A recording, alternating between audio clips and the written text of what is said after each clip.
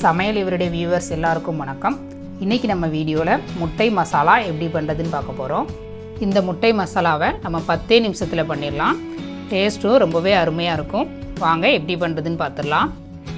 முட்டை மசாலா பண்ணுறதுக்கு stove on பண்ணி ஒரு கடாய் வச்சுருக்கிறேன். இதில் 4 ஸ்பூன் அளவுக்கு எண்ணெய் விட்டுக்கிறேன்.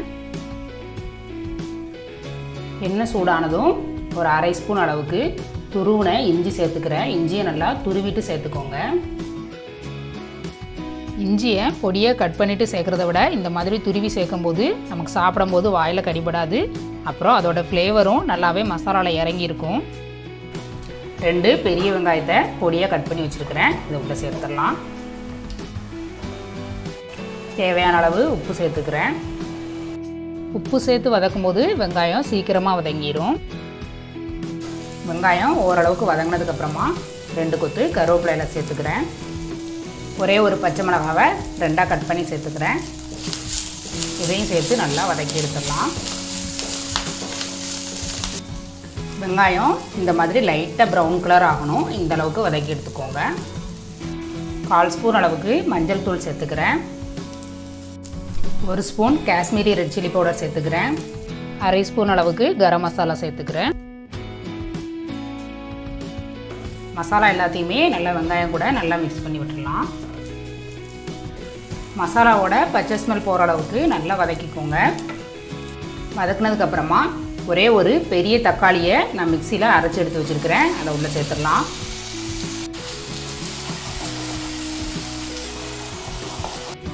கால் கப்பு அளவுக்கு மிக்சி ஜாரையை கழுவி தண்ணி சேர்த்துக்கிறேன்.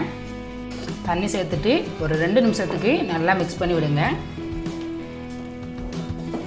2 நிமிஷத்துக்கு தக்காளி பேஸ்ட்டை நல்லா மசாலா கூட நல்லா மிக்ஸ் பண்ணியாச்சு. மிக்ஸ் பண்ணதுக்கப்புறமா நல்லா ஈவனாக இதை ஸ்ப்ரெட் பண்ணி விட்டுருங்க. நம்ம இது மேலே முட்டையை உடச்சி ஊற்ற போகிறோம். ஸ்டவ்வை லோ ஃப்ளேமில் வச்சுக்கோங்க. நல்லா ஈக்குவல் பண்ணியாச்சு. ஈக்குவல் பண்ணதுக்கப்புறமா நான் முட்டையை ஒரு கிண்ணத்தில் உடச்சி ஊற்றி வச்சுருக்கிறேன். அந்த முட்டையை இதில் ஊற்றிடலாம்.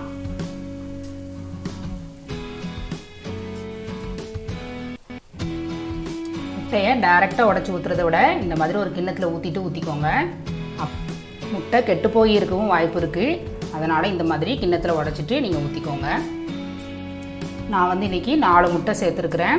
முட்டை மேலே மிளகையும் ஜீரகத்தையும் சேர்த்து நான் பவுடர் பண்ணி வச்சுருக்கிறேன். இதை 1 டீஸ்பூன் அளவுக்கு சேர்த்துக்கிறேன். இது மேலே பொடியாக நறுக்கின மல்லி இலை கொஞ்சமாக தூவி விட்டுக்கலாம். கரண்டி வச்சு நம்ம மிக்ஸ் பண்ணிடக்கூடாது. அப்புறம் முட்டை உடஞ்சிரும். இதை ஒரு 2 நிமிஷத்துக்கு நம்ம மூடி போட்டு மூடி வச்சிடலாம். 2 நிமிஷம் ஆயிடுச்சு. நம்ம ஓப்பன் பண்ணிடலாம்.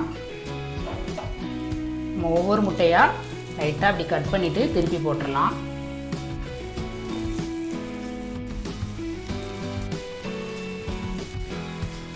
மசாலா எல்லாமே நல்லா முட்டை கூட ஒட்டி பிடிச்சிருக்கு. எல்லா முட்டையுமே நம்ம திருப்பி போட்டாச்சு. இன்னொரு 2 நிமிஷத்துக்கு நம்ம வேக வச்சிடலாம். ஸ்டவ்வை லோ ஃப்ளேமில் வச்சுக்கோங்க, இல்லைனா அடியில் பிடிச்சிரும். இன்னொரு 2 நிமிஷம் ஆயிடுச்சு. நம்ம திருப்பி போட்டுடலாம். பாருங்கள், முட்டை எல்லாமே நல்லா வெந்து ரொம்பவே சூப்பராக ரெடி ஆயிடுச்சு. கடைசியாக இன்னும் கொஞ்சம் மல்லித்தலை தூவிக்கலாம். பார்க்குறதுக்கே நல்லா அட்ராக்டிவாக இருக்குது.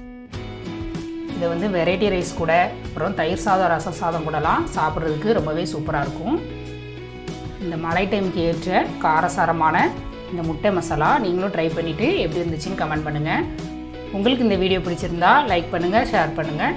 சமையல் இவருடைய சேனலை சப்ஸ்கிரைப் பண்ணாதவங்க சப்ஸ்கிரைப் பண்ணிக்கோங்க. தேங்க்யூ.